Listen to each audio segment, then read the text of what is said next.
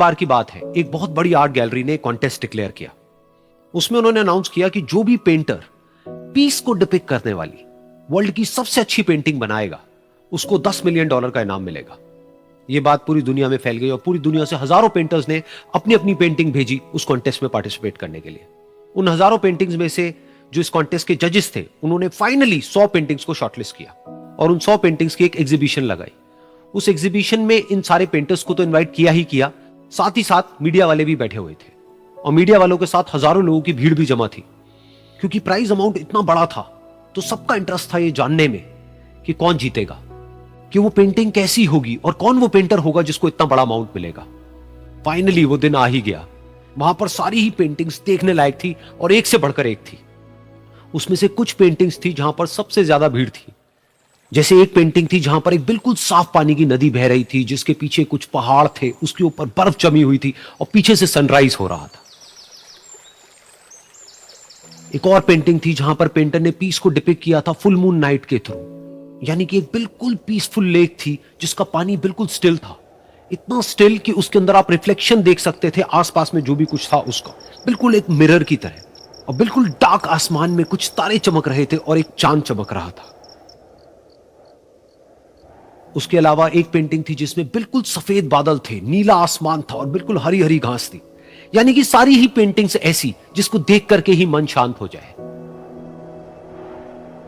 तो कॉन्टेस्ट बहुत ही टफ था क्योंकि सारी पेंटिंग्स एक से बढ़कर एक थी। तो जजेस के लिए शॉर्टलिस्ट करना कि कौन सी पेंटिंग बेस्ट है, that was very very difficult.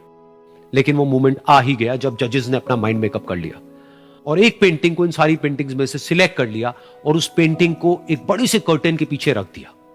सामने वो सारे पेंटर्स बैठे हुए थे, मीडिया वाले थे और हजारों लोगों की भीड़ थी। सबकी क्यूरियोसिटी बढ़ती चली जा रही थी क्योंकि अमाउंट बहुत बड़ा था।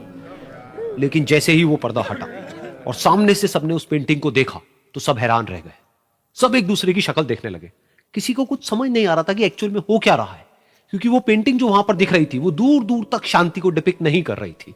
तो सबको लगा कि शायद उस आर्ट गैलरी से कोई गलती हुई है या जजेस से कोई गलती हुई है और किसी गलत पेंटिंग को वहां पे रख दिया है।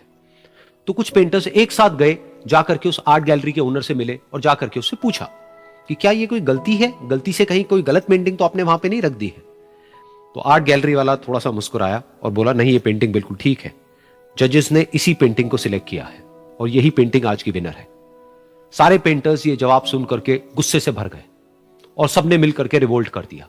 और ये देख करके सारे मीडिया वाले अपनी अपनी जगह से खड़े हुए और भागते हुए गए उस आर्ट गैलरी के ओनर के पास में और अपने अपने माइक्स उनके मुंह के आगे कर दिए।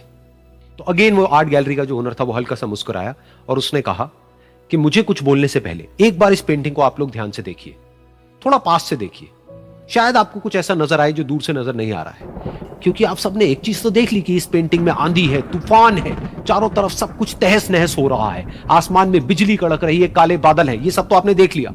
लेकिन एक चीज नहीं देखी कि इस पेंटिंग में एक घर भी है। उस घर में एक छोटी सी खिड़की है जहां पर एक आदमी खड़ा हुआ है।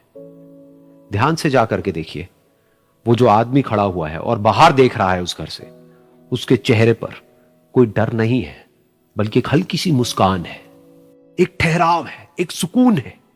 और यही है शांति का असली मतलब।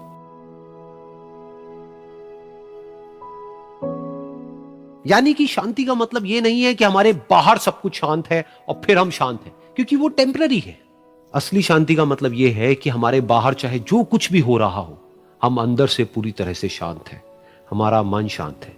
क्योंकि जिसका मन शांत नहीं है उसको चाहे आप कितनी भी सुंदर से सुंदर जगह पर ले जाकर के बिठा दो, वो वहां पर भी जाकर के दुखी ही रहेगा।